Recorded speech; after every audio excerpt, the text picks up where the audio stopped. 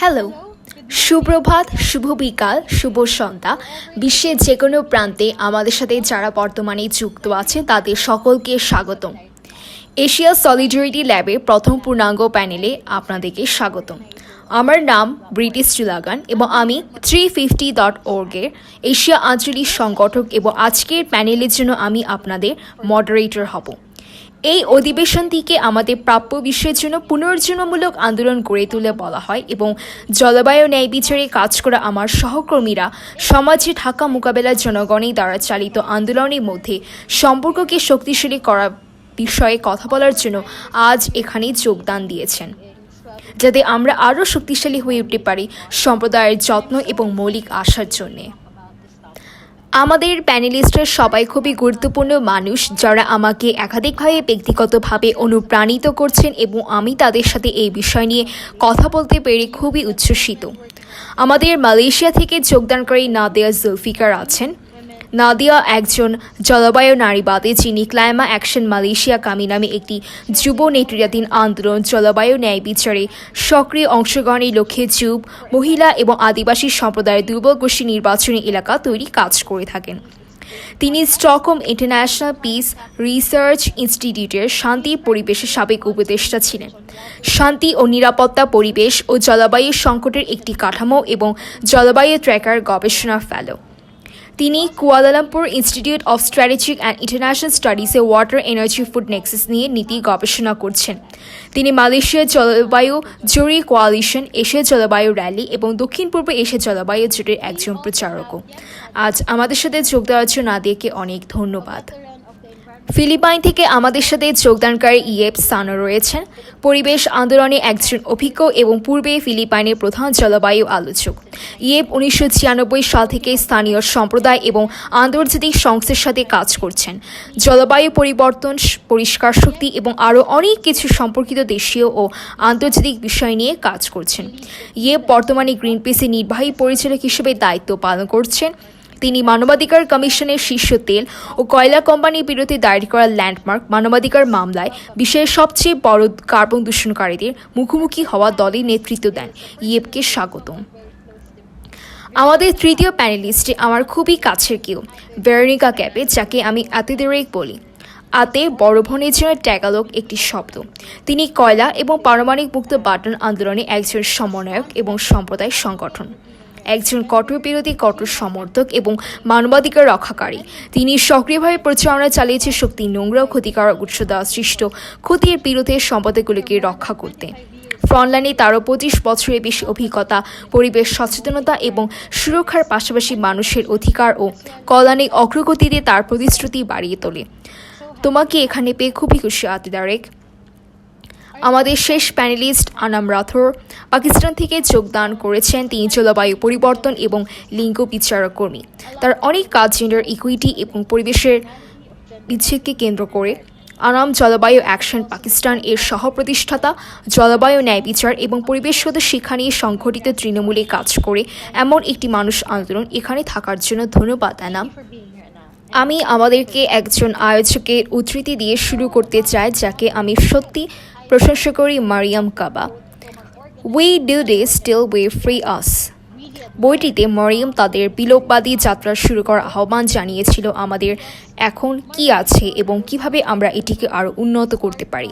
কিন্তু উদ্ধৃতি দিতে পরিবর্তে জিজ্ঞাসা করুন, আমরা নিজেদের এবং বিশ্বের জন্য কী কল্পনা করতে পারি। যদি আমরা তা করি তাহলে আরও ন্যায়পরায়ণ বিশ্বের অসীম সম্ভাবনা আমাদের জন্য অপেক্ষা করছে। জলবায়ু আন্দোলন একটি ভালো ভবিষ্যতের জন্য একটি ন্যায়সঙ্গত রূপান্তরের পুনর্বিবেচনা করার জন্য এটি নিজের উপর নিয়েছে। আমি ব্যক্তিগতভাবে বিশ্বাস করি যে এই দৃষ্টিভঙ্গির জন্য আমাদের অবশ্যই সম্প্রদায়, শ্রমিক, যুবক এবং অন্যান্য দুর্বল গোষ্ঠীর দিক নির্দেশনা নিতে হবে। আপনি আমাকে একবার বলেছিলেন আতিদারেক যে অনেক লোক আন্দোলনে চাকরি করে, কমিউনিটি অ্যাক্টিভিস্টরা এই মারামারি থেকে দূরে সরে যায় না, কারণ এটি আপনার জন্য শুধু একটি ক্যাম্পেইন বা প্রোগ্রাম নয়, এটি আপনার জীবনের সাথে যুক্ত। কমিউনিটি অর্গানাইজার হিসেবে আতিদারেক আন্দোলনগুলি স্থানীয় লড়াইয়ের সাথে দৃঢ়তা এবং সত্যিকারের সংগঠিত কী কী উপায় থাকতে পারে? হ্যাঁ, ধন্যবাদ। একজন কমিউনিটি অর্গানাইজার হিসেবে আমি মনে করি এবং আমি সবসময় বিশ্বাস করি যে আন্দোলনগুলিও মাটি থেকে তৈরি হয়। তাই এভাবে তাদের স্থানীয় ফাইলগুলির সাথে কমিউনিটির সাথে প্রতিশ্রুতি এবং সংহতি বিকাশ করা গুরুত্বপূর্ণ। সামাজিক এবং জলবায়ুর জন্য সংগ্রাম বিচার, এখন এটা খুবই গুরুত্বপূর্ণ যে আমাদেরকে স্থানীয়গুলোর সাথে ভূমিকা সত্যি চিনতে হবে, কারণ আমি বলেছিলাম যে এটা জিজ্ঞাসা করছে যে জাতীয় সংগ্রাম কোথায় শুরু হচ্ছে, তা জাতীয় প্রকল্প বা সম্প্রদায় বাস্তবায়নের সাথে মিলে যাচ্ছে কিনা। সম্প্রদায়গুলি তাদের জীবনকে সামনে রেখে লড়াই অগ্রভাগে থাকা ছাড়া তাদের আর কোনো উপায় ছিল না, এবং এটা তাদের অধিকার এবং তাদের সম্প্রদায় জীবন রক্ষায় করতে হবে। কিন্তু তাছাড়া স্থানীয় মারামারি এমন একটি ব্যবস্থার গভীরে প্রথিত যেখানে সমতা ও অন্যায় উৎপন্ন হয়, এবং এর সাথে আমি মনে করি আমাদের সাথে কাজ করতে সক্ষম করার জন্য তাদের ভূমিকা স্বীকৃত করার জরুরি প্রয়োজন আছে। তাদের সম্মিলিত কর্মের অংশ হিসেবে যুক্ত করুন, যাতে আপনি জানেন যে পদ্ধতিগত সমস্যাগুলি আমাদের অনেক সমস্যার কারণ হয়েছে, এবং আমি মনে করি যে আমার নিজের অভিজ্ঞতায় তাদের সাহস এবং প্রতিশ্রুতি দ্বারা অনুপ্রাণিত। একজন আয়োজক হিসেবে আমি সবসময় ব্যস্ততার মধ্যে থাকি যে আমরা যেখানেই যাই যারা একটু ব্যয় করে, মনে করি আপনি যে সংহতি জানাচ্ছেন তা যদি সংহতি দাঁড়াতে পারে এবং যদি এটি ভাগ্যর দায়িত্বে মূল্যবোধের উপর নির্মিত হয়, সেটি নেতৃত্ব করে যা প্রতি সম্প্রদায়কে একসাথে কাজ করতে এবং আমাদের দৃষ্টিভঙ্গি বা উদ্দেশ্য অর্জনে সহায়তা করেছে, যা আমাদের পরিস্থিতিকে আরও ভালোভাবে পরিবর্তন করতে পারে। তাই আমি মনে করি হচ্ছে এটি উত্তর। সরাসরি নেতৃত্বের বিষয়ে আপনার বক্তব্যকে ডেরেককে অনেক ধন্যবাদ, এবং এটি কিভাবে আমাদেরকে সত্যি আমার সাথে অনুপ্রাণিত করতে সক্ষম করে, এবং এটি আসলে আমাকে না দেওয়ার জন্য আমার পরবর্তী প্রশ্নের দিকে নিয়ে যায়। তাই যুব সক্রিয়তা আজকাল প্রথম পাতার খবর তৈরি করছে, বিশেষ করে যুব জলবায়ু সক্রিয়তা এবং অবশ্যই সংগত কারণে। অন্যদিন আমি একজন নেতাকে দেখেছিলাম কিভাবে আমরা স্বপ্নের মানুষ হতে চাই সেই সম্পর্কে লিখতে চাই। যখন আমরা ছোট ছিলাম আমরা শুধু শুরু করেছিলাম এবং আন্দোলনের কাজ শুরু করেছিলাম, যেমনটি আপনি দেখতে পাচ্ছেন, এবং আন্দোলন নির্মাতারা নিজে বা আগ্রহী আপনার কাছ থেকে জানার জন্য আপনার অনুশীলনগুলো কি, যা এই কাজে আপনার ব্যক্তিগত স্থায়িত্ব নিশ্চিত করে, এবং সম্ভবত আপনি কিভাবে মনে করেন যে আমি দীর্ঘকাল ধরে কর্মী অন্তর্ভুক্ত থাকতে পারি, এবং অতএব নিশ্চিত করুন যে তাদের সক্রিয়তা পুনর্জন্মমূলক কিছু, যেমন আপনি জানেন, পরবর্তী প্রজন্মের কাছে মশলা প্রেরণ করতে পারে। আনাম প্রথমে যেতে পারেন। তাই আমার মতো আপনি যেমন জানেন, আমি সত্যি বুঝতে পারছি আপনি যা বলছেন তা হলো কিভাবে আমাদের ভালো পরামর্শদাতা হতে হবে, কারণ আমি আমার সংগ্রামের কথা বলি। যেমন আমি জলবায়ুতে এসেছি, জলবায়ু আন্দোলন, এবং আমি একেবারে ভিন্ন রুট থেকে এসেছি। আমার একটি মাস্টার্স এবং পরিবেশ বিজ্ঞানে স্নাতক আছে, তাই জলবায়ু ন্যায় বিচার লেন্সের মাধ্যমে জলবায়ু পরিবর্তনের মতো দেখতে আমার কিছুটা সময় এবং প্রচেষ্টা লাগলো। এবং আপনি জানেন যে বৈষম্য হলো পুঁজিবাদী ব্যবস্থা, যে কিভাবে এই অর্থনৈতিক ব্যবস্থা কিছু লোকের পক্ষপাতী, কিন্তু আপনি জানেন যে এটি আসলে একটি সিস্টেম যেখানে তারা শুধু সস্তার সম্পদ পাচ্ছে, এবং এটি মানুষ এবং গ্রহের জন্য খারাপ। তাই আমার কাজের সময় আমি চেষ্টা করি যে মানুষ বা তরুণরা বুঝতে পারে যে জলবায়ু পরিবর্তন কি। তা অনেক সময় আপনি জানেন যে তারা কীভাবে জলবায়ু পরিবর্তন, একটি হালকা শৈলী পরিবর্তন বা কীভাবে একটি পুনর্ব্যবহার হ্রাস করে এবং কাঠামোগত পরিবর্তনের বিষয় নয়। তাই নিশ্চিত করে যে তরুণরা, বিশেষ করে তরুণরা যারা এই সম্পর্কে উৎসাহী, কারণ তারা বুঝতে পারে যে আপনি জানেন কীভাবে এই অন্যায় ব্যবস্থা, কীভাবে এই গ্রহ, কীভাবে এই সব ঘটনা ঘটছে। আপনি এটা কেমনভাবে রেখেছেন যে আসলে তাদের বোঝার জন্য আপনাকে সত্যি খনন করতে হবে, এবং তাদের কাছে এটা বলা সহজ যে কত বড় রাজনৈতিক সংগঠন বা কীভাবে রাজনৈতিক শিক্ষার সাথে এবং কীভাবে এই সমস্ত বিষয়গুলো পরস্পর সংযুক্ত। তাই বুঝতে পারছি না যে আপনি জাতিসংঘের বিচারপতি এবং তাদের আন্দোলনিক ক্ষেত্রে কণ্ঠস্বর, তাদের এগিয়ে আসার শক্তি দেয়, তা নিশ্চিত করার জন্য এই প্রভাবগুলির সম্পর্কে জানুন। আমি মনে করি আমি রাজধানী শহরে বাস করছি, আমার জীবন বিশেষ অধিকার প্রাপ্ত, এবং অনেক মানুষরা প্রকৃতপক্ষে ফ্রন্ট লাইন। তাই এমনকি আপনি জানেন যে আমি জলবায়ু ন্যায় বিচারের ব্যাপারে খুবই আবেগপ্রবণ হতে পারি, কিন্তু নিশ্চিত করি যে যারা ফ্রন্ট লাইনে আছে সেই যুবক যারা আসল ভাবিত হওয়ার মতো, এখনই নিশ্চিত হচ্ছে তাদের কণ্ঠ আমাদের মধ্যে রয়েছে এবং একে অমরকে ক্ষমতায়ন করছে এবং একে অমরকে সমর্থন করছে। অন্যদের এই কঠিন কাজটি খুবই গুরুত্বপূর্ণ, এবং তাদের কণ্ঠ যেন শোনা হয়। একে অপরকে ক্ষমতায়ন করার জন্য এবং এই কঠিন কাজে সমর্থন করার জন্য আনামকে অনেক ধন্যবাদ। কিন্তু নাদিয়া, তোমার কি মনে হয়? আমি খুবই সংক্ষিপ্তভাবে ব্যাখ্যা করার চেষ্টা করব, কারণ আমি মনে করি যে ডেরেক হচ্ছে আমার গুরুত্বপূর্ণ পয়েন্টগুলি বলে ফেলেছেন।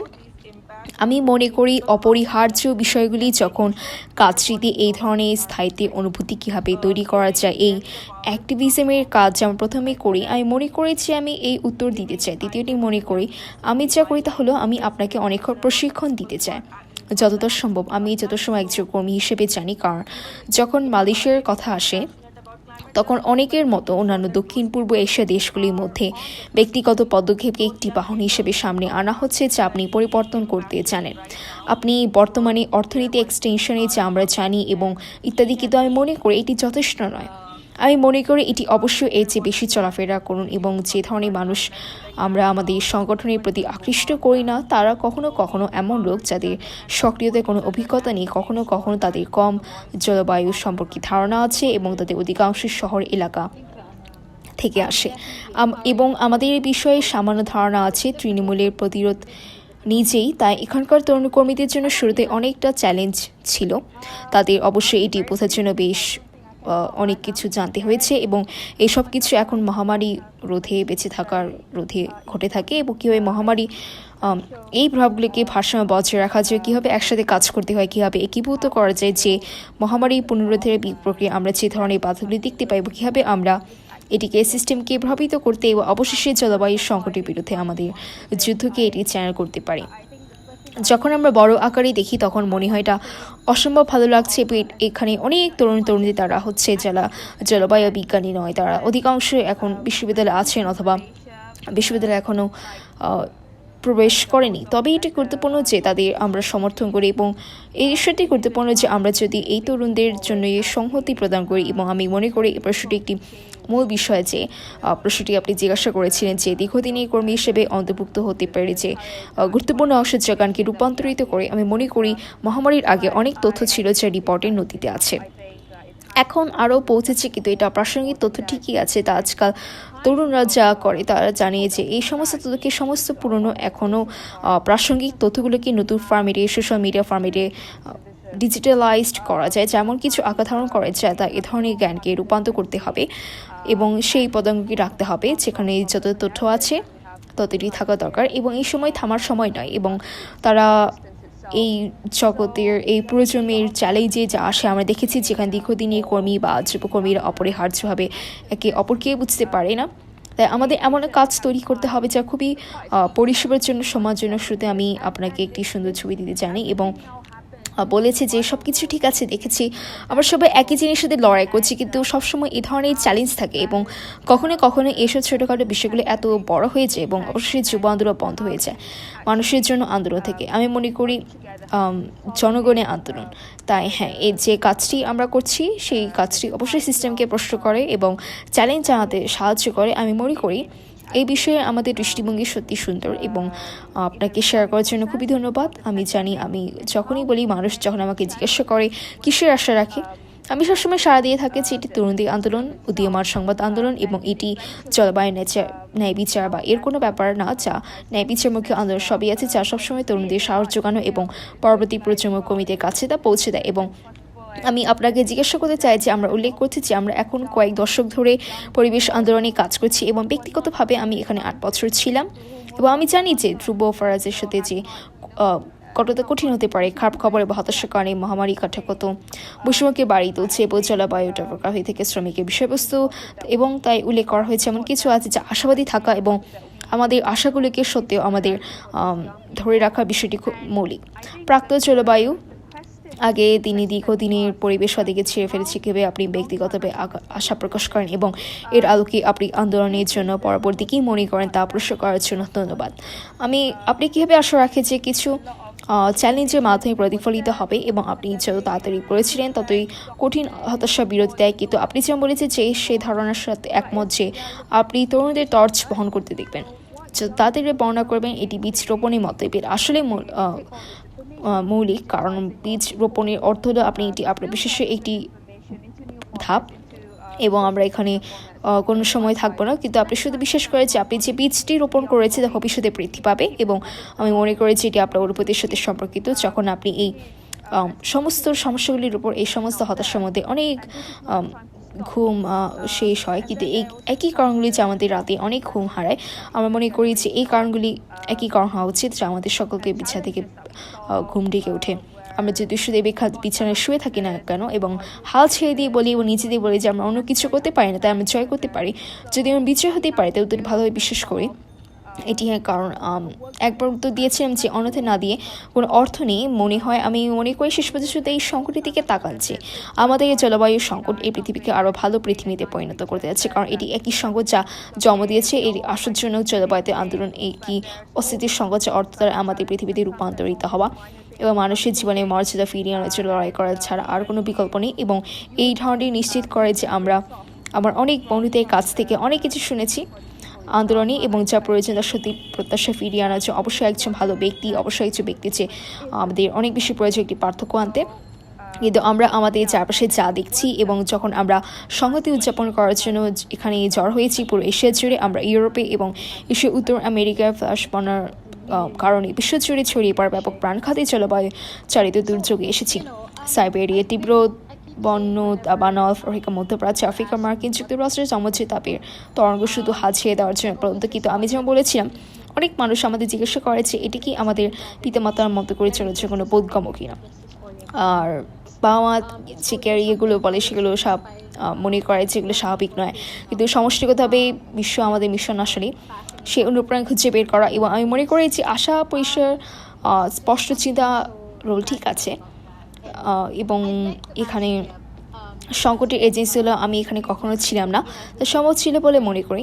কিন্তু সর্বশেষ সর্বদা মানুষ বা আমরা মনে করিয়ে দিয়েছি যে এই সমস্ত প্রতিকূলতার মধ্যে আমি মনে করি মানবতার প্রতি বিশ্বাস থাকাটা খুবই গুরুত্বপূর্ণ, কারণ মানবতা যেভাবে আছে খুবই চমৎকার উদাহরণ বহন করে এমন একটি উপায় যেখানে দাসত্ব দূষণ বা জলবায়ু সংকট এড়াতে আমাদের মুখোমুখি হতে হবে এমন একটি নতুন ন্যায়সঙ্গত বিশ্বব্যাপী তৈরির জন্য একসাথে দাঁড়াতে হবে, যে একটি ভালো ভবিষ্যতে স্বাগত জানাতে পুরোনো আদর্শ অ্যাকাউন্টকে পেছনে ফেলে আমি শুধু গুটিয়ে নিতে চাই আমার প্রাথমিক গল্পগুলির মধ্যে একটি কেবল প্রাথমিক প্রতিফলনটি রিঙে প্রভু। এবং আমি আপনাকে জিজ্ঞাসা করেছিলাম আমাদের পরবর্তী কি আছে তা মনে আছে, শেষ সাথে হচ্ছে আমার সময় যে এটি ঘটার দরকার ছিল তা মনে রাখবেন, এবং কতগুলো ছুঁড়ে ফেলার জন্য প্রসারিত হয়েছিল আমি কী ধরনের সময়কে আমার সময় দেখেছি।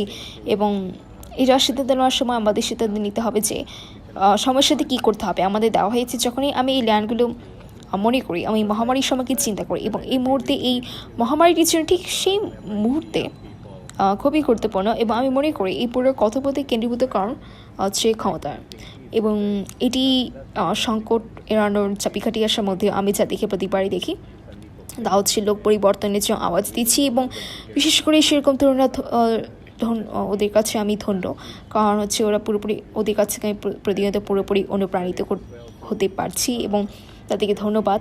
এবং তিনি যে বলেন আমি সর্বদা মনে রাখতে চাই যে আমরা আপনাদের দিকে কাজ করছি তা জানি, স্বাভাবিকভাবে আগের চেয়ে ভালো স্বাভাবিক যে ন্যায়সঙ্গত, এবং এই মহামারীর পরে সেই বয়সে পরে একই রকম প্রশ্ন বা যেভাবে ভবিষ্যতে দৃষ্টিভঙ্গি যে কেন্দ্রটি কি সেটি কি আপনি বলতে পারবেন কি? যা বলেছে তাতে আমি পুরোপুরি অনুপ্রাণিত হয়েছি, এবং আমি নাদিয়া আনাম এবং তারপর তারেকের কাছে একই প্রশ্ন করতে চাই, মহামারী পরবর্তী ভবিষ্যতের আপনার দৃষ্টিভঙ্গি কি, যা কেবল জলবায়ু বিচারকে নয় সব দিকে ন্যায় বিচারকে কেন্দ্র করে, এবং আমরা কিভাবে সেখানে পৌঁছবো। এখানে অনেক উপায় যে আমরা সেখানে যেতে পারি, আর আমি মনে করি এই বিষয়ে প্রত্যেকের উত্তর অবশ্যই আমি শুনতে চাই, এবং আমি ব্যক্তিগতভাবে মনে করি যে শিক্ষা অবশ্যই একটি অস্ত্র। এটা শুধু আনুষ্ঠানিক শিক্ষা নয়, শুধু সচেতনতাও নয়, কারণ আমি মনে করি সচেতনতা এই মুহূর্তে সর্বনিম্ন। আমি মনে করি এটা আপনার অর্থনৈতিক সামাজিক পটভূমির তালিকা প্রত্যাহারের জন্য সবার জন্য সত্যি গুরুত্বপূর্ণ। এটা আসলে কি, এটা ন্যায় বিচার কি বোঝা যায় কীভাবে সংগঠিত হওয়া উচিত, যেমন একজন মানুষ হিসেবে আপনার অধিকার যে মানুষ হিসেবে এগুলো গুরুত্বপূর্ণ, তা গুরুত্বপূর্ণ দিক যা আমাদের থাকা দরকার যদি আমরা ন্যায় বিচার এবং পুরনো বন্ধু পেতে চাই। তাছাড়া এটা সম্ভব নয়, আমরা শুধু একজন বন্ধুর সাথে লড়াই করতে পারি না, একটি দিক বা একটি প্রভাব থাকতে পারে, সেসব ফ্রন্টে থাকতে হবে। এবং ব্যক্তিগত অভিজ্ঞতা থেকে আমি জানি যে ব্যবহার করি সেই সাথে তরুণদের জন্য অবশ্যই একটি পয়েন্ট, আমি জানি সোশ্যাল মিডিয়া ব্যবহার করা ভালো, আপনি এই যে ভালো যে জিনিসটা করছেন, আমি পরামর্শ দিতে পছন্দ করি আপনার সম্প্রদায়কে পরিষ্কার করার জন্য কাজ করার চেষ্টা করুন, এবং আপনি জানেন যে সমস্যাগুলির উপর একসঙ্গে আলোচনা করুন এবং এগুলি একসঙ্গে আলোচনা করুন। এমন এমন দক্ষতা যা আমরা কোনো কাজে পরিবেশে দেখতে পাই না, কারণ আপনি সম্পূর্ণরূপে কাজ করছে না বা পুরোপুরি কাজ করছে না, এবং সম্পূর্ণরূপে কাজ করছে না যার ভিত্তিতে আপনি আর্থিক মুনাফা দ্বারা চালিত নন। তবে আপনি সকলে উন্নতির জন্য কাজ করছে এবং সম্প্রদায়ের পর্যায়ে শুরু করতে হবে। আমি মনে করি তৃণমূলে কাজ করা সত্যি আপনাকে গুরুত্বপূর্ণ বিষয়গুলোর সাথে সংযুক্ত করে। এবং আমার জন্য সর্বশেষ কিন্তু অন্তত আমি এই সত্যি সুন্দর যে বেশ বিপর্যস্ত বাড়িতে শেয়ার করতে পছন্দ করি। এটি স্বৈরশাসকদের নামিয়ে আনা যা সারা বিশ্বে বাকস্বাধীনতাকে ক্ষুণ্ণ করছে। আমাদের গণতন্ত্রকে আবার কাজে লাগাতে হবে। আমরা আমাদের মধ্যে থেকে লোকদের জানতে দিতে পারি না যে আমরা যে নির্বাচন করি তা আসলে আমরা আপনাকে নির্বাচিত করি, শুধু নাগরিকদের হিসেবে আমাদের ওদিকে ছুঁড়ে ফেলে, এবং এটি এখন মহামারী চলাকালীন ঘটে থাকছে। এবং আমি মনে করি এটা নিশ্চিতভাবে এই ধাপগুলির মধ্যে কিছু আপনি জানেন কেন কমিটি স্তর থেকে এবং তারপর জনগণের রাজনৈতিক ক্ষমতা থেকে। আর হ্যাঁ, আপনাকে অনেক ধন্যবাদ যে ঠিক আছে, আমি মনে করি যে আপনি যা বলেছেন ঠিক একইভাবে বলা হয়নি, কিন্তু ফিলিপাইনের প্রেক্ষাপটে আমি প্রথমেই মনে করি যে ভবিষ্যতে আমরা মহামারী পরবর্তী দেখতে চাই। তাই 1 বছর আগে মহামারী হওয়ার আগে আমাদের পরিস্থিতি থেকে অনেক দূরে থাকা উচিত, কারণ মনে করি মহামারী হওয়ার আগে আমাদের সংকটের জন্য এটি এর বৈশিষ্ট্য। এতগুলো বিষয় নিয়ে কথা বলার পর যেটা রিসার্চ হচ্ছে না এবং সেটা স্বাভাবিক এবং সঠিকভাবে পুনরুদ্ধারের আহ্বানকে সমর্থন করি, কিন্তু উপরন্তু আমি মনে করি এটি মানবাধিকার এবং একটি মূল কাঠামো হিসেবে ন্যায় বিচার অ্যাক্সেস সম্পর্কে আমাদের জাতীয় এবং স্থানীয় নীতি এবং কর্মসূচিগুলোর মাধ্যমে শেষ পর্যন্ত আমরা আপনাকে জানতে পারছি যে আমরা আমাদের সমস্যার পদ্ধতি থেকে প্রকৃতি মুক্ত হতে পারি। এবং আমি মনে করি যদি এই সমস্যাগুলি বেহালা বাজায় এবং আমাদের জনগণের মধ্যে অন্যায় বা অসমতা, বিশেষ করে প্রান্তিক যে ধনী এবং দরিদ্রের মধ্যে ব্যবধান ক্রমাগত বৃদ্ধি পাচ্ছে, বিশেষ করে এই সময় মহামারী আমাদের দেখেছে যে সে বিশেষকারী যারা আপনি জানেন যে যারা সাহায্য করছে তাদের বিরুদ্ধে বাড়িয়ে যেতে হবে, কারণ তাদের খবরটি খুঁজে বের করতে হবে এবং ছড়িয়ে পড়ার কারণে তাদের নামকরণ করছে। এবং আমি মনে করি এই সিস্টেমটি আমার মনে হয় আজকের মেলা না, আমাদের দেশের প্রেক্ষাপটে সেই ত্রুটি থাকা এখনই আমরা যা ভবিষ্যৎ দৃষ্টিভঙ্গি দেখতে যেখানে তারা ইতিমধ্যেই জানে যে আমরা এই ধরনের প্রেসিডেন্টের জন্য একটা অসুস্থ এবং ক্লান্ত যে নীতি এবং এই প্রোগ্রামগুলির সাথে এই গেমের সাথে যুক্ত যে কেউ সত্যিকার অর্থে ফিলিপিনের পরে পদ্ধতি বোর্ডগুলো বুদ্ধিমানের সাথে ব্যবহার করে আমাদের নির্বাচন হতে যাচ্ছে। অবশ্যই প্রথমে আপনাকে নিবন্ধ করতে হবে, তাই দ্বিতীয়টি হলো আমাদের প্রার্থী এবং রাজনীতিবিদ বা নীতি নির্ধারকদেরকে আমাদের জনগণের এজেন্টের সাথে যুক্ত করে তাদের আসল এজেন্ডা এবং তাই আমি অনুমান করি এই মুহূর্তে এটি আমাদের সবচেয়ে জরুরি কাজ। এবং তাই আমরা ইতিমধ্যে এখন নির্বাচনী প্রস্তুতি নিচ্ছি, আমাদের সতর্ক থাকতে হবে যাতে আমাদের গণতন্ত্র হতে না পারে। সেই সাথে আপনার জানেন যে হামলাবার আপনি চান, তাই দুঃখিত। আমি মনে করি ভবিষ্যতের জন্য আপনার দৃষ্টিভঙ্গি আপনার কাছে আরও ভালো ছিল এবং আপনি কীভাবে ভাবেন যে আমরা একসাথে সেখানে যেতে পারি, এমন জিনিসটা আমি দেখেছি, আমি শিখেছি। মনে করি এই মহামারীর কারণে শিখেছি আমরা কীভাবে আরও সলিউশন চাই না, আমাদের একটি ন্যায্য ট্রানজিশন সিস্টেম দরকার, আমাদের সবুজ নতুন চুক্তি দরকার। আমি মনে করি আপনি জানেন যে আমরা শিখেছি যে সিস্টেম যেমন কাজ করছে না। এবং এরপরে যখন আমাদের মধ্যে অনেকে চিৎকার করার মতো হয় এবং আপনি এটি সম্পর্কে কথা বলতে চান, তখনই মিডিয়া এটিকে তুলে নেয় এবং তখনই রাজনীতিবিদরা তুলে ধরে যাতে নিশ্চিত করে যে কণ্ঠস্বর এবং পরিচয় এবং বিতাড়িতদের বিবরণ যারা সামনের সারিতে আছে তারা অগ্রভাগে আছেন এবং শুধু তৃণমূলে বিনিয়োগ করছে, তৃণমূলের সাথে একতা প্রকাশ করতে পছন্দ করে। এবং এভাবে আমি মনে করি আমরা এটিকে শুধু ভবিষ্যৎ দেখতে পাচ্ছি এবং হ্যাঁ, এর জন্য কাজ করছে প্রস্তুত। আপনাকে অনেক ধন্যবাদ এবং এটি খুবই সুন্দর, ঠিক আছে। তাই পরের প্রশ্নটি হলো আমার পরবর্তী প্রশ্নটি বিশেষ একাডেমি এবং আমরা আপনারা জানেন যে এই কাজটি দীর্ঘদিন ধরে করছেন। ভবিষ্যতের সমস্ত দৃষ্টিভঙ্গি আলোকে আমরা আগে আলোচনা করেছি কীভাবে আমরা আশ্বস্ত করব যে আমাদের সক্রিয়তা এবং আন্দোলন করে তার শুধু টেকশনে বরং পুনর্জমূল্য কীভাবে আমরা নিশ্চিত করতে পারি। কীভাবে নিশ্চয় করবেন যে এই প্রথম সেই প্রশ্নের জন্য ধন্যবাদ, কারণ আমি মনে করি আমরা যা করি তার অর্থ খুঁজে পেতে এটি আমাদের আগের বা উনি যে আমাদের জীবন দেওয়া উচিত, এটি সত্যি গুরুত্বপূর্ণ যে আমরা কীভাবে আন্দোলনকে পুনরুজ্জীবিত করতে চাই তা নিয়ে কথা বলছে, আমাদেরকে আরও বেশি দেওয়ার কথা। জীবন এবং আপনি মহামারী চলাকালীন আমি অনেক কিছু শুনেছি, তার মধ্যে একটি হলো আত্মযত্ন প্রতিরোধ। তাই আমি বিশেষ করে যে মহামারীর বাইরে তার বন্ধু সিস্টেমগুলি যত্ন করে, কারণ যখন আপনি বিভিন্ন ক্ষেত্রে নিজের যত্ন নেন, অবশ্যই আমি আত্মা, মন এবং শরীর দুটো করবো। আপনাকে জানিয়ে দেবো যে আন্দোলনের সময় আরও গুরুত্বপূর্ণ যেটা সঠিক এবং সেই কারণে আমাদের সে সকল সংস্কৃতি তৈরি করতে হবে। সে সাথে আমাদের সকলে এবং সমস্ত ক্রিয়াকলাপ সম্পর্কে আত্মযত্ন, আমাদের মধ্যে বিরক্তিকরতা থেকে জয় করার জন্য একে অপরের যত্ন নিতে সক্ষম অর্থ রয়েছে, কারণ আপনার ভেতরে বিরক্তিকর মানুষ রয়েছে আনন্দ করে জানে। এবং আমি সেই ভালো বন্ধুকে পছন্দ করেছি আসলে লেখা ছিল বিপ্লবীদের জন্য তাদের বই বিধিমালায় যে আপনাকে বিরক্তিকর সে অতচ্ছ থেকে বিরত থাকতে হবে। আর কি জিনিস যে আমাকে বিপ্লবীদের জন্য বইয়ের পেতে যা লিখেছে তা থেকে অনুপ্রাণিত করেছে, তাহলে বিপ্লবকে ছুঁড়াঘাত করা হবে না। এবং মনে করি যে এই প্রশ্নগুলির সাথে খুবই অনুরণিত হয়ে আপনি যদি আপনার অ্যাক্টিভিজম টিকিয়ে রাখতে চান এবং আপনার আন্দোলন বিল্ডিং টিকিয়ে রাখতে চান, তবে এক মুহূর্তের জন্য আপনার বিশেষ করা উচিত যে তারা তাদের কমিতে বেতন দিয়ে এই আন্দোলন টিকিয়ে রাখবে। এর জন্য স্বেচ্ছাসেবী একটি প্রবাহ প্রয়োজন হবে। আপনি চান যে বিশ্বজুড়ে আবেগপ্রবণ স্বেচ্ছাসেবকতার একটি বিশ্বতর্ক বন্ধ হয়ে গেছে, কারণ আমরা সেখানে যাচ্ছি যে আমরা যা বিশ্বাস করি তার পক্ষে দাঁড়ানোর জন্য গণনা করা দরকার। এটি খুবই গুরুত্বপূর্ণ হতে চলেছে। তৃতীয় পয়েন্ট হলো যে আমাদের সেই পাল্টা সংস্কৃতি তৈরি করতে হবে, কারণ আমরা একের পর এক প্রজন্মের পর স্লোগান তোলাতে পারবো না যেটি এই উপাদানটি অংশ, কিন্তু আমরা একটি বৈপ্লবিক পাল্টা সংস্কৃতি তৈরি করা দরকার, যা প্রতি সংস্কৃতি আমাদের প্রকৃতপক্ষে মানুষ হিসেবে উন্নতি করতে দেয়। কারণ তখন আপনি সকালে ঘুম থেকে উঠতে পারেন এবং একটি পছন্দ আছে।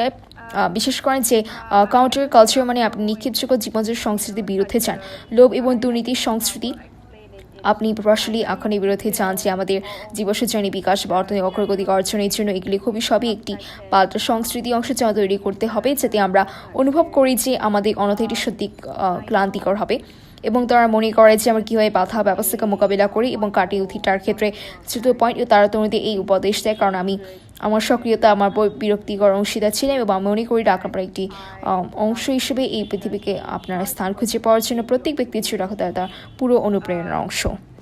কিন্তু আমি মনে করি এটা মনে রাখা জরুরি যে আমাদেরকে শুধু রাগের কারণে নয়, বরং ভালোবাসার বাইরেও কর্মী হতে হবে। এবং যদি আমরা ভালোবাসার বাইরে কিছু করি তাহলে আমরা শুধু দাঁড়ায় না, মানে আমরা জানি আমরা কী চাই। এখানে শুধু আমরা যেটার বিরুদ্ধে দাঁড়িয়েছি তা নয়, বরং আমরা কিসের পক্ষে দাঁড়িয়েছি সেটা সমগ্র বিশ্বকে সে আকাঙ্ক্ষা সম্পর্কে বলছে, যে এটি আশাবাদী ইতিবাচক সঞ্চিত ভবনীয় সুন্দর বিশাল নিষ্ঠমূল্য সেই নতুন আঁকা নির্মাণের জন্য আমাদের জন্য অত্যন্ত গুরুত্বপূর্ণ। আমাদের জন্য পুনর্জন্মূলক পুনর্জন্ম এবং সেই টেকসই হওয়ার জন্য আমি অনুমান করেছি আমি উপরে কথার সাথে শতাংশ সম্মত হব, কিন্তু এর সামান্য কিছু হলো, যেমন আমি কমিটি আয়োজিত একটি প্রশিক্ষণ থেকে বেরিয়ে এসেছি এবং একটি গ্রহণযোগ্যতা আছে। আমি সত্যি ভুলে যেতে পারি না আমাদের নির্মাণের গল্প সম্পর্কে, আমাদের নিজের গল্প বা আমাদের গল্প একত্রিত করা হয়েছে এবং এটি বলে যে মানুষ তারা মনে করে যে এটি পাওয়া যায়। আপনি মানুষকে করতে বলবেন না, কারণ তার শেষ কারণ এটা সহজ, কারণ তারা কাজ করতে হবে, কারণ তারা মনে করে যে এটি মূল্যবান। এমনকি এটা কঠিন আমি মনে করি তারা কি নাচ করতে পারে না, এটি মূল্যবান কারণ তারা যে সমস্যাগুলো আছে সেগুলো দমন করতে পারে। আপনি জানেন যে তাদের কোনো সমস্যা ছিল না এবং এই মুহূর্তে তারা যে সমস্যার সম্মুখীন হচ্ছেন এই সমস্যাগুলি সহজ নয়। তাই আপনি যদি তাদের মতো অবদান রাখেন তাহলে তারা তাদের মূল্যবান মনে করে এবং তারা তাদের সম্প্রদায় এমনকি তারা তাদের মূল্য খুঁজে পায়। এমনকি যে ব্যক্তিরা আমরা তাদের সাথে আমাদের মূল্য খুঁজে পাই, কারণ আমরা সমিত দলের অংশ, আমরা সেই দলের অংশ যে আপনি জানেন যে একসাথে একটি দাঁত তৈরি করি, সেই জন্য শপথ না মানে আমি সবসময় একটি প্রশ্ন নিয়ে আসলে আমাদের সাথে যোগ দিলে অন্য উপায় আপনি এটি মনে করেন। আপনি জানেন যে খুবই শক্তিশালী হবে, কারণ একটি কমিউনিটি অর্গানাইজেশন হিসেবে আমি যে সকল শেষ করি যেখানে যায় না এবং এই তার পুনরুজ্জীবনমূলক আন্দোলন বিল্ডিং আর আপনাকে খুঁজে পাচ্ছে আপনি নিজের সেই সম্পদে অন্তর্গত যে আপনি মৃতদেহ তৈরি করছে, কারণ তার একা তৈরি করতে পারে না, একা এটি করতে পারে না। আমাদের একসাথে থাকতে হবে যাতে অনেকটি ভালো তৈরি করা। আমরা কি এখন পরিবর্তন করতে পারি, আমরা কি আমার মূল্যবোধ করে তুলতে পারি যে আসলে করে এটা মূল্যবোধ সম্পর্কে আপনার ঐক্যকে এবং অপরাশর সবাইকে প্রয়োজন। এই মূল্যবোধের সাহায্যে আমরা আমাদের পরিস্থিতি আরও ভালো করে তুলতে পারি। আপনাকে অনেক ধন্যবাদ। ঠিক আছে, তাহলে আমরা আমাদের 2 ঘন্টার শেষে আর ব্যক্তিগত প্রশ্ন করতে চাই, তার থেকে কিছুটা বেশি ব্যক্তিগত প্রশ্ন, তা আপনার প্রত্যেকে এবং এভাবে মনে করি আমাদের অনেক অংশগ্রহণকারী আমাদের সাথে সম্পর্ক যুক্ত হতে পারে, কারণ এসব সংগতির সাথে আমাদের এখন আশা যে আমাদের সহকর্মীরা আয়োজকদের নিচে নন এবং জিনিসগুলো উপস্থিত থাকবে, কিন্তু আমরা এই কাজটি মানুষকে উদ্বুদ্ধ করছি যে আন্দোলনকে কার্যকর করতে কী লাগে এবং তারা কীভাবে তাদের নিজস্ব অভিনেত্রী হতে পারে। এবং আমরা আপনার সকলের কাছ থেকে শুনেছি ভবিষ্যতের জন্য আপনার ঋষিভঙ্গি কী, আপনার ব্যক্তিগত কী এবং কেন আপনি আপনার শক্তি টানে হয়তো তা দিয়ে শুরু করতে পারি, তারপর সরাসরি এবং তারপর আমরা যেখানে চাই সেখানে শুধু দেখতে চান। আর সেখানে যেমন মালয়েশিয়া লড়াই এবং অধিকার মতো কিছু মনে করে এটি সত্যি গুরুত্বপূর্ণ। এটা খুবই আপনি জানেন যে আমরা সব মানুষ, আমি একজন নিখুঁত ব্যক্তি নই, আমাকে সৎ হতে হবে, আমার কোনো নির্দিষ্ট রুটিনে আমি মাঝে যে অস্থিতিশীল এবং বিপজ্জনক সক্রিয়তায় শিথিল হই, কারণ আমাদের খুবই কমই আছে যারা দুর্বল হয়ে পড়েছে, এমনকি শক্তিশালী পরশুবিদের যথেষ্ট সম্পদ আছে। কখনো কখনো আপনি আপনার পুরো পরিবার ভুগছে, আপনার বন্ধু ভুগছে, বিশেষ করে এটা হচ্ছে খুবই কষ্টদায়ক। এবং আমি শিখেছি আপনার বসের লোকদের ডেকেছি ঠিক যেমনটা আপনি যদি জানি না একটি সম্পদের মতো পপ আপ এবং এটি করার জন্য এটি প্রস্তুত করতে, তারপর সময় তেলে অনুগ্রহ হচ্ছে, তারপর সময়দের কাছে আমাদের বিবরণ আনতে একটি জৈব ব্যক্তিগত আমার জন্য সত্যি। আর নীতিগত ধারণায় বিশেষ করে মনে আমি বলছি মানুষের নিজেদের সঠিক ধরনের সুযোগ দেয়, তবে তারা নিজেদের নেতৃত্ব দিতে পারে, কিন্তু এমন লোকের প্রয়োজন যাদের বিশেষ করে এবং শেষ করে একসাথে আমরা অনেক কিছু করতে পারি। ধন্যবাদ। আমি মনে করি এটা অবশ্যই আমার পক্ষে উচিত। হ্যাঁ, ঠিক আছে। আমি মনে করি ব্যক্তিগত অভিজ্ঞতা নিজের ব্যক্তিগত অভিজ্ঞতা দিকে ফিরে থাকে, যেখানে আবেগপ্রবণ দৃশ্য করেছিলাম। যেমন আপনি জানেন যে আমি অনেক রাগে ছিলাম এবং আবেগ সম্পর্কে শিশুটি সবাই জানে, কিন্তু সঠিক অনুভূতি করে থাকা বা নিজের অভিজ্ঞতা মতো আপনাকে টিকে রাখবে না, এটা ব্যাখ্যা করা হবে না। আমি শুধু আমার আবেগে প্রেরণার উপর নির্ভর করি, কারণ এটা কঠিন, এটা খুবই কঠিন একটি চ্যালেঞ্জের কাজ। আপনি জানেন যে আমি আমার শক্তি পাওয়ার কারণ আমি জানি যে যোগাযোগ যখন সম্পদেগুলো বলছে এবং নিশ্চিত করছে যে আমরা যা করছি তা একত্রিত হওয়া আরও ভালো হয়েছে, এবং আমরা যা করছি তা মানবাধিকার প্রতি সমর্থন এবং রক্ষা করার ক্ষেত্রে আমাদের সমর্থন আছে বলে আমি মনে করি। সে কারণে একটি যা আমি আবার করেছি এবং করেছি অনেক চ্যালেঞ্জ সত্ত্বেও আপনি যা করবে তা পরে। এছাড়াও সুযোগগুলি যা আমাদের জিনের জন্য বা আমাদের পরিবার এবং আমাদের সম্প্রদায়ের বিজ্ঞপ্তি এবং ধারাবাহিক প্রতিশ্রুতি প্রকৃতি ফলাফল। এবং যখন আমি ভাবি কখন সম্প্রদায়ের লোকেরা সেই প্রচেষ্টাকে স্বীকৃতি দেবে, সংগঠন সম্পর্কে জানা অর্থ এই যে আমরা সঠিক কাজ করছি এবং আমি মনে করি অন্যায়ের বিরুদ্ধে উঠে এবং আমাদের অধিকার রক্ষা করার জন্য লড়াই করতে হবে। আমি মনে করি এটা অনেক কিছু, এবং এখানে আমার শক্তি আপনাকে ধন্যবাদ। লোকটি পড়া এবং মানুষের ব্যক্তিগত প্রশ্নে অনেক অনুপ্রেরণা পাই, ঠিক যেমন ফ্রন্টে থাকা ব্যক্তিরা প্রত্যক্ষভাবে প্রভাবিত হচ্ছিল এবং তাদের আওয়াজ তুলে দেখে আপনি সাহস পাচ্ছেন। তাদের সব দেখে সামরিক বাহিনী যে সিস্টেমের বিরুদ্ধে লড়াই করছে যা তাদের উপর প্রভাব ফেলছে, কিন্তু আমাকে আমার পরিবার বা সম্প্রদায়কে প্রভাবিত করছে। আমি অন্যকে অনুপ্রেরণা পাই। আমি জলবায়ু আন্দোলন শুরু করার কথা বলি যে অনেক বছর আগের কথা মনে পড়েছে যখন আমি খুঁজে পেয়েছেন জলবায়ু বিচার কী ছিল, কিন্তু কীভাবে জানতাম না। আমার মনে আছে, আমি মনে করি যেমন পোল্যান্ডের তারপর তখন টাইফুন এসব এটি ঘটেছে এবং জানি তখন হ্যাঁ কথা বলেছিলেন এবং দেখেন যে তারা একজন তার মতো কথা বলছে জলবায়ু আপনি চেপে ধ্বংসের কারণ সম্পর্কে যেন কথা বলছে, কিন্তু মানুষের পক্ষে অবস্থান নিতে জানে, যা আমাকে অনুপ্রাণিত করেছিল। এবং আমি আসলে কথাটি কিছু তা আমার মনে নেই, তবে আমি আমার সে আবেগ এবং অনুভূতিগুলোর সমস্যা যে অনুভব করেছি এবং আমি যে তিনি আহ্বান জানিয়েছে সারা বিশ্ব জুড়ে অনেক তরুণী সেটা মনে করে যে আমাকে সে আবেগগুলোকে অনুপ্রাণিত করে। এবং আপনার মতো যারা জন্য আমরা কেন এটা করছি শুধু মনে রাখছি কেন আমরা করছি, অনুভব করি যে আপনি আপনার ব্যক্তিগত রাজনীতি চায় না, যা সমতা এবং ন্যায় বিচার এবং বিচ্ছিন্নতা কীভাবে এই জলবায়ু ন্যায় বিচারকে অন্তর্ভুক্ত করে, কীভাবে এই সমস্ত বিষয়গুলো জলবায়ু ন্যায় বিচার তৈরি করে। যখন আমরা কথা বলি যে এটি কীভাবে দুর্বলদের প্রভাবিত করে, এটি আপনার মতো আরও জানুন যে মহিলারা বেশি প্রভাবিত হয় বা সংখ্যালঘু আয়ের জনগোষ্ঠী কীভাবে বেশি প্রভাবিত হয়, যেগুলি আমার ব্যক্তিগত রাজনীতি মতো ব্যক্তিগতভাবে আমরা কীভাবে অনুভব করি। আমি মনে করি এটি আমাকে চালিয়ে নিয়ে যাচ্ছে যে আপনি জানেন যে আমাদের লড়াই চালিয়ে যেতে হবে এবং আমাদের মাঝে মাঝে এটি করতে হবে। আমি মনে করি আপনাদের মধ্যে অনেক অনুভব করেছে যে কখনো কখনো সত্যি ক্লান্ত হয়ে পড়ছেন, যেমন আপনি যুগে যুগে কাজ করে আসছেন, কিন্তু আপনি এগুলো ঠিকই জানেন সারা বিশ্বে শুধু সংহতি দেখছেন।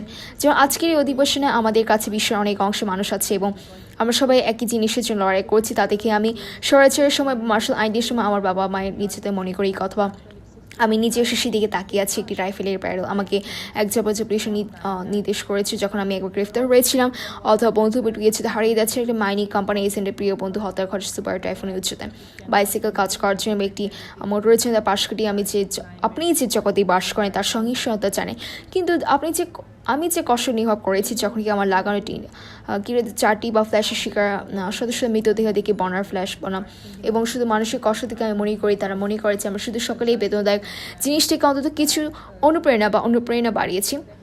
কিন্তু আমি মনে করি যে ব্যক্তিগত জ্ঞানী ব্যক্তিরা সেই জন্য অনুবাদ করছেন ভালো কিছু এবং আমরা তাদের জন্য এই কিছু অত্যাধিক এবং সে সাথে ভালো কিছু তাদের অনুবাদ করার বিষয় অত্যাধিক কিছু আছে তা ভালোভাবে চালিত হয় এবং এটি আমাকে আশাবাদী থাকতে দেয়। আধ্যাত্মিকতার সাথে অনেক কিছু করা আছে, কারণ আমি জানি আমাদের একটি সমস্যা আছে প্রাণের সংকটের মাধ্যমে বায়োমোটর, কিন্তু আমি সবসময় বিশ্বাস করি যে বড় সমস্যাটি আমাদের হৃদয়ে রয়েছে, আমাদের যা আছে তাদের সাফল্যের দিকে এমনকি আমাদের অন্তরের দিকে নজর দেওয়ার এবং আমাদের হৃদয়ের দিকে নজর দেওয়া এবং মানুষের হৃদয়ে পৌঁছানোর জন্য মাইকেল ভিতুয়াবে আমার প্রিয় আপনি সবচেয়ে গুরুত্বপূর্ণ জানেন যে আমার একটি বাচ্চা আছে, তাদের চোখের দিকে আমি তাকিয়ে দেখতে থাকেছে বলতে চাই যে আমি তাদের সবচেয়ে ভালো করার চেষ্টা করছি, তাদের এমন একটি পৃথিবী ছেড়ে দেওয়ার জন্য আমি কাজ করতে চাই শুধু নিরাপদ ও শান্তিপূর্ণ এবং সব চ্যালেঞ্জকে সামনে রেখে আলোচনা করছি।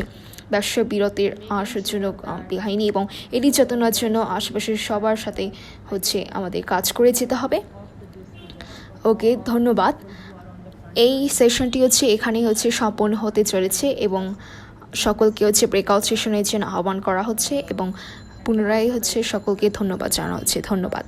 That's how I think we can see a just future, a future that is for the people. And yeah, also working for it is also very. Thank you so much, Anam. That's very beautiful. Okay, so the next question is, my next question is for specifically for Ate Derek and Yeb, who are, who have been doing this work for a long time. And in light of all the visions for the future that we discussed earlier, how do we assure that our activism and movement building are not only sustainable but regenerative? How do we ensure, um, sorry, how do we ensure that? Shall I take this first? Yeah, thanks for that question because I think we all need to find meaning in what we do, and it should give us life um, rather than devour us or eat us up, right? So it's really crucial that we talk about uh, how our movement would be regenerative, how our activism is supposed to give us more life. And one of the things I've heard a lot during the pandemic is that self-care is resistance. So I believe that even outside the pandemic, even beyond the pandemic, self-care is resistance, because when you take care of yourself in many different ways, of course, well, both spirit, mind, and body, you um, you you further the the chances of the movement, and for me that is crucial, right? And that is why we need to create that culture as well of self-care among all of us, among activists. And that also means being able to take care of each other, to conquer also the tyranny of the annoying among us, because there are annoying people even within movements. And I like that good friend Becky Bandensack actually wrote in their book Rules for Revolutionaries that you have to avoid the tyranny of the annoying. And one other thing, a couple of other things that inspired me from what they wrote in the book, Rules for Revolutionaries. One is that the revolution will not be stopped. And I think that resonates with these questions very, very much. That if you want to sustain your activism and sustain your movement building, never for a single moment you believe that the movement will be sustained by paid people, by paid staff. This will require a a a torrent of volunteerism, a massive, a massive wave of passionate volunteerism happening all over the world, because people need to go out there and be counted and stand up for what we believe in. So this is gonna be very crucial. The third point is that we need to create that counter culture, because we cannot just be parroting slogans one generation after the other. That's part of the material.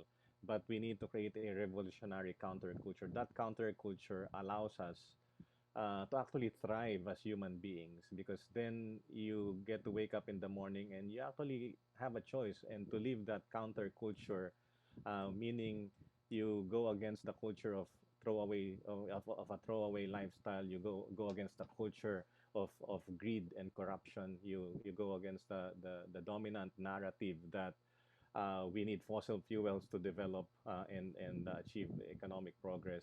All of these are all part of a counterculture that we must build so that we feel we belong.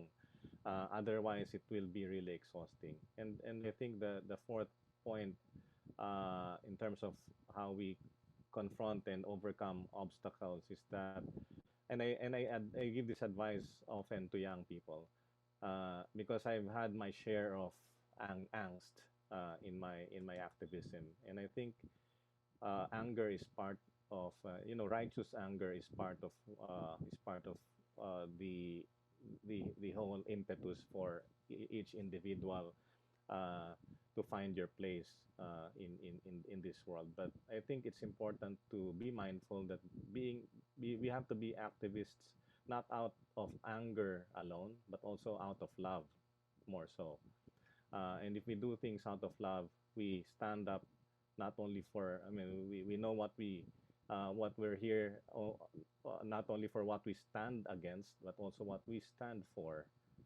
And that's about also telling the whole world about that narrative, that optimistic, beautiful future that we all care about and that we are standing up for.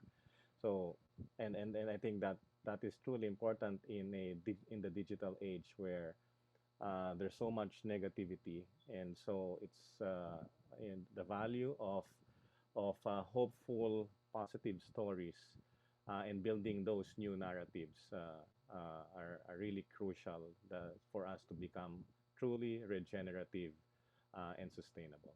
Thank you, yeah. Ate Derek? I guess I agree 100% with what Yeb have said, but I'll just add a little like I just got out from a training of community organizers, and there is one takeaway that I can't really forget. No?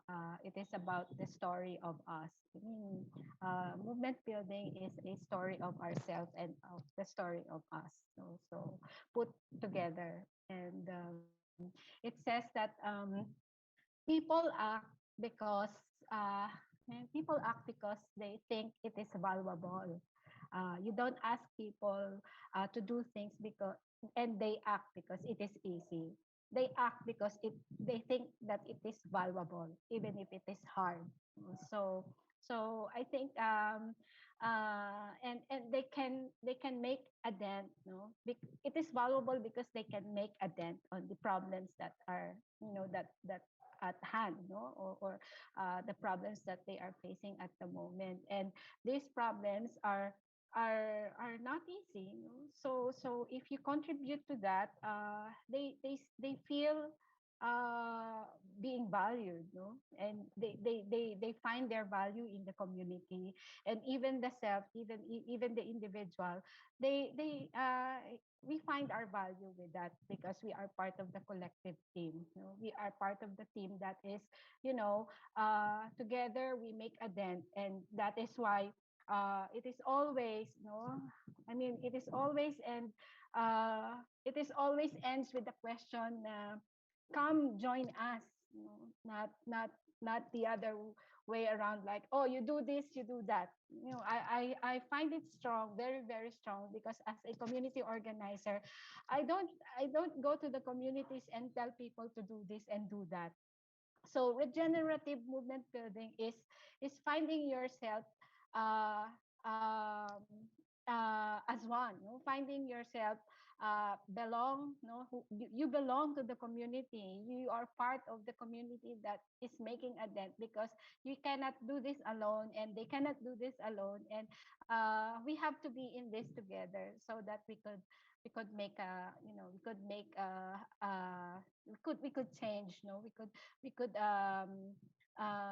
inculcate values that is about the collective, inculcate values that is about unity and cooperation. And with these values, we can make our situation better. That's it. Sorry. Thank you so much, Ate Derek.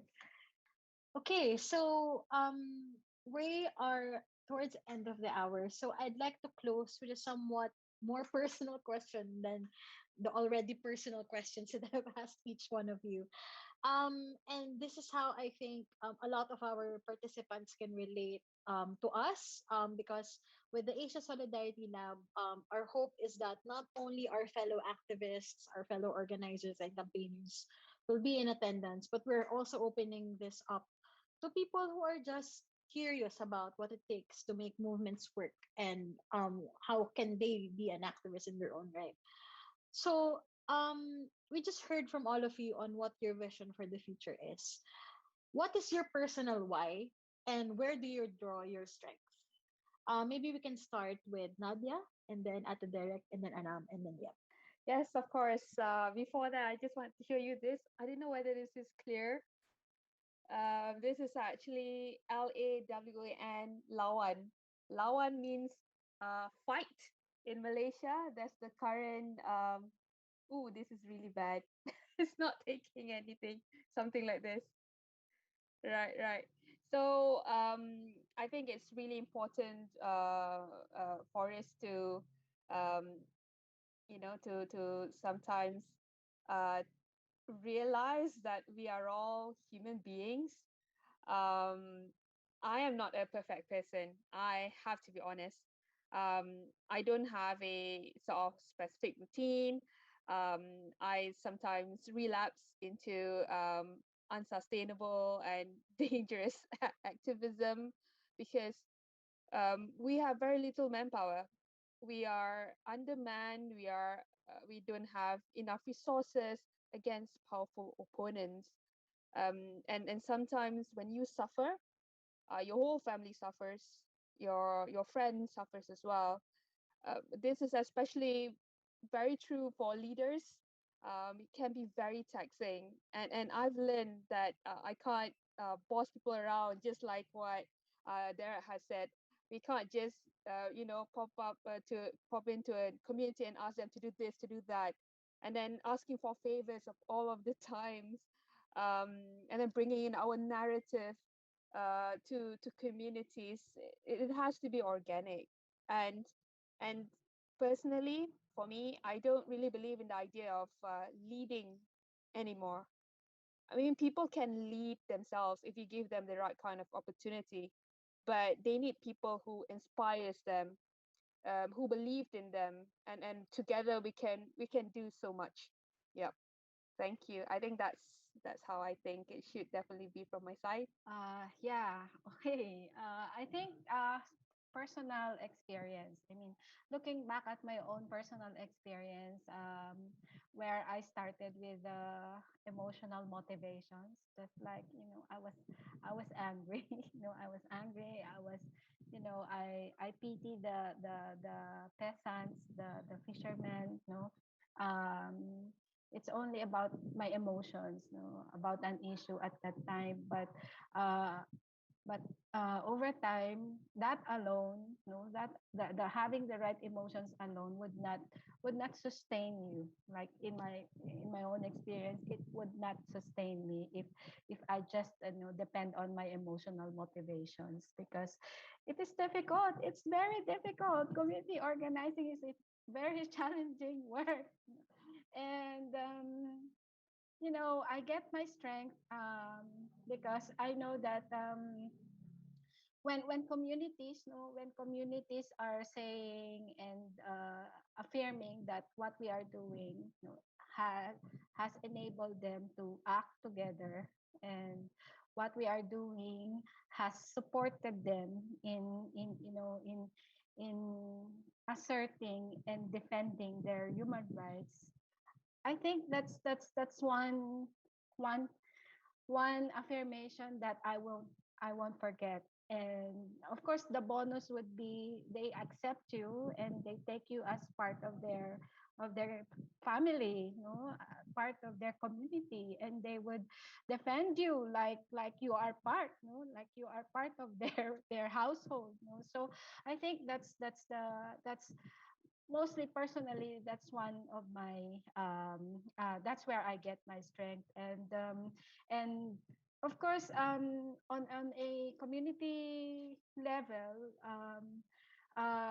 despite the many challenges, you would know that there are also opportunities, opportunities that are the actual result of the assertion and the consistent commitment, to fight for our dreams, for our families and for our communities. And when I think when the community people would recognize those efforts, of the organization, it means that we are doing the right thing. And I think by rising up against injustices and fighting in defense of our rights, I think that's a lot, and that's where I draw my strength mostly. Thank you. Thank you, Ate Derek. Anam?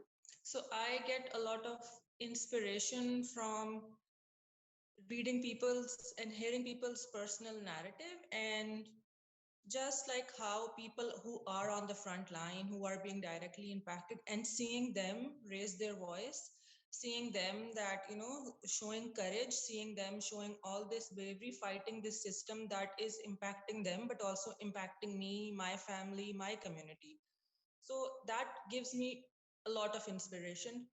If I talk about like when I started in the climate movement, or I remember like a lot of years ago, when I found out what climate justice was, but did not know how to get in. So I remember it was, I think, COP 2013 in Poland, and that's when the typhoon Hania, I think it happened, and I know Yev spoke there, and see that one talk, like him at the COP talking about how the climate, the devastation it caused, and taking a stand for people, that was one of the things that inspired me. And but I actually don't remember what the talk was about, but I remember those emotions and those feelings that I felt, and that he invoked in so many young people around the world. And that's what I think keeps me motivated, those emotions and those, like, that why we are doing this, just remembering why we are doing this.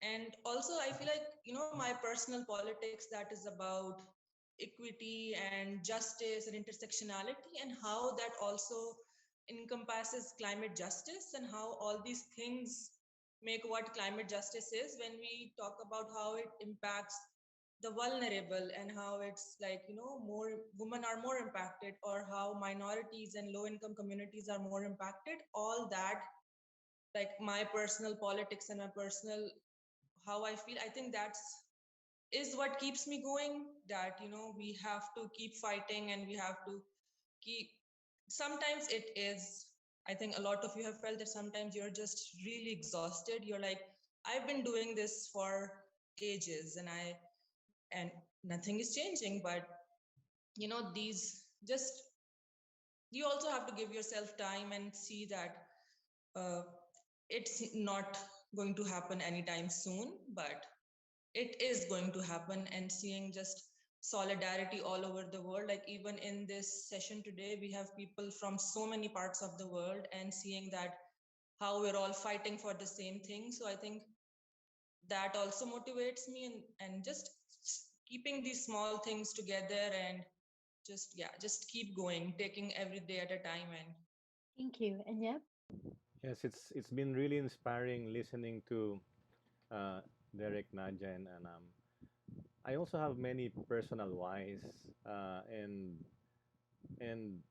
I I gain a lot of strength from those personal whys, from the incarceration and torture of my parents during the dictatorship and during martial law, or I myself staring at the end of the barrel of a rifle pointed at me by an abusive policeman when I once was arrested, or losing friends and loved ones to Super Typhoon Haiyan, the murder of a dear friend by agents of a mining company, the death of a friend who was riding his bicycle to work and sideswiped by a motor vehicle. The violence of the world we live in.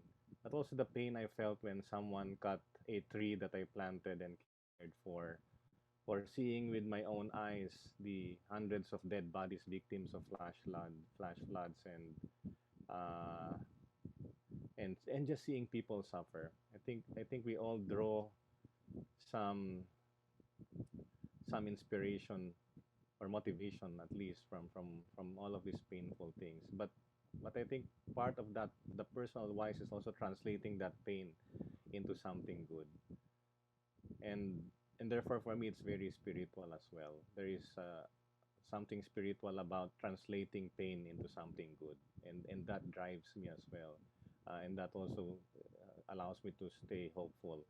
um, and and spirituality has a lot to do with this, because I know we have a problem in the atmosphere with the climate crisis, but I always believe that the bigger problem lies in our hearts, and for us to even gain any inroads towards succeeding in what we stand for, we need to really look into our hearts and to reach people's hearts. And but ultimately, my dear friends, the most important personal why is my children.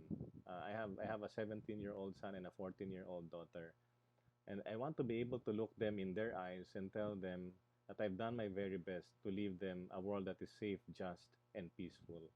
And as we reflect on all of these challenges we've discussed, there are just so many amazing stories of heroism, of selflessness, and caring and solidarity from many communities around the world, standing up for what they believe in and standing up against injustice and standing up for just simply a better world. That is where I draw strength, hope, and inspiration. And as such, I want to send a message across that we have to build solidarity like we have never done before. Like we have to be so crazy that we build that solidarity like it has never happened before in human history. Solidarity is going to prove to be one of the most crucial elements of success against the crisis that we face. So we have to embrace our connectedness, the connectedness that we have today, and take inspiration from each other across borders and across the world.